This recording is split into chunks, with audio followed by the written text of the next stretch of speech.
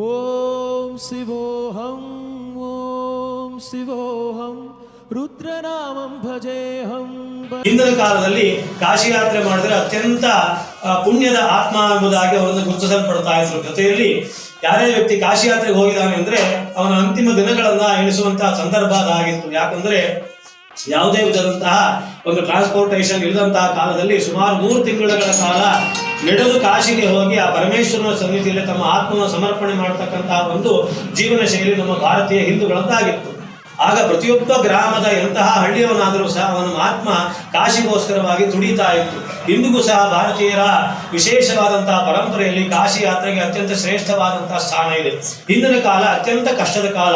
ಮನೆಯನ್ನು ನಿರ್ವಹಣೆ ಮಾಡಲಿಕ್ಕಾಗಿ ಕೃಷಿಯನ್ನೇ ಅವಲಂಬಿಸಿರ್ತಕ್ಕಂತಹ ಭವ್ಯ ಭಾರತದ ಎಲ್ಲ ರೈತರು ಸಹ ಆ ಭೂಮಿಯಲ್ಲೇ ಭಗವಂತನನ್ನು ಕಾಣತಕ್ಕಂತಹ ಕಾಲ ನಮ್ಮ ಹಿಂದಿನವರ ಕಾಲ.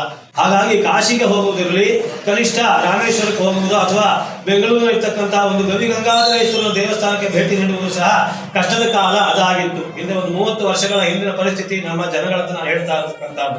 ಅಂತಹ ಸಂದರ್ಭದಲ್ಲಿ ಪ್ರತಿಯೊಂದು ಗ್ರಾಮಗಳಲ್ಲೂ ಸಹ ಆ ಶಿವಜ್ಞಾನ ಅನ್ನುವಂತಹದ್ದು ಹೇಗಿತ್ತು ನಮ್ಮ ಭಾರತದಲ್ಲಿ ಅಂದ್ರೆ, ಇಂದಿಗೂ ಸಹ ಯಾವ ಜ್ಞಾನವು ಶಿವನಲ್ಲವೋ ಅದು ಶಿವಜ್ಞಾನವಲ್ಲ, ಜ್ಞಾನವಲ್ಲ ಅಂತ ವೇದದಲ್ಲಿ ಹೇಳಲ್ಪಡ್ತದೆ. ಅದಕ್ಕಾಗಿ ಎಲ್ಲಿಯೇ ಶಿವನನ್ನು ಕಂಡರೂ ಸಹ ಅವನಲ್ಲಿ ಕಾಶಿ ವಿಶ್ವೇಶ್ವರನ ಕಾಣಬೇಕು ಅನ್ನುವಂತಹದ್ದು ಹಿಂದೂಗಳ ಕಲ್ಪನೆ. ಅದಕ್ಕಾಗಿ ನಮ್ಮೆಲ್ಲ ಗ್ರಾಮದ ಹಿರಿಯರು ಈ ಲಿಂಗಕ್ಕೆ ಶಿವಲಿಂಗ ಅಷ್ಟೇ ಅಲ್ಲ, ಕಾಶೀಶ್ವರ ಸ್ವಾಮಿ ಎನ್ನುವುದಾಗಿ ಅಭಿಧಾನವನ್ನು ಕೊಟ್ಟು ಅಂದಿನಿಂದ ಇಂದುವರೆಗೂ ಭಕ್ತಿ ಶ್ರದ್ಧೆಗಳಿಂದ ಶಿವರಾತ್ರಿಯನ್ನು, ನವರಾತ್ರಿಯನ್ನು ಹಾಗೂ ವಿಶೇಷವಾದಂತಹ ದೀಪಾವಳಿ, ಕೇದಾರೇಶ್ವರ ವ್ರತವನ್ನ ಇಲ್ಲಿ ಆಚರಣೆ ಮಾಡಿ ಸುತ್ತಮುತ್ತಲಿನ 10 ಗ್ರಾಮಗಳು ಬಂದು ಇಲ್ಲಿ ಎಲ್ಲರೂ ಸೇರಿ ಅವರ ಮನೆಯ ಕಾರ್ಯಕ್ರಮ ಎನ್ನುವುದಾಗಿ ಇದನ್ನು ಭಾವಿಸುತ್ತಾ ಇಲ್ಲಿ ಮಂಗಲಕರವಾದಂತಹ ಮಂತ್ರದೀಕ್ಷೆಯನ್ನ ಓಂ ನಮಃ ಶಿವಾಯ ಎನ್ನುವ ಮಂತ್ರದೀಕ್ಷೆಯನ್ನು ಪಡೆದುಕೊಂಡು ವಿಭೂತಿ ಧಾರಣೆಯನ್ನು ಮಾಡಿ ಹಿಂದೂ ಧರ್ಮದ ಪರಮಶಿವನಾದಂತಹ ಆ ಶಿವನ ಸಾನ್ನಿಧ್ಯವನ್ನು ಬಯಸಲಿಕ್ಕಾಗಿ ತಮ್ಮೆಲ್ಲ ರೋಗ ರುಜಿನಗಳನ್ನು ನಿವಾರಣೆ ಮಾಡಿಕೊಳ್ಳಿಕ್ಕಾಗಿ ಶಿವನನ್ನು ಪ್ರಾರ್ಥನೆ ಮಾಡ್ತಾರೆ.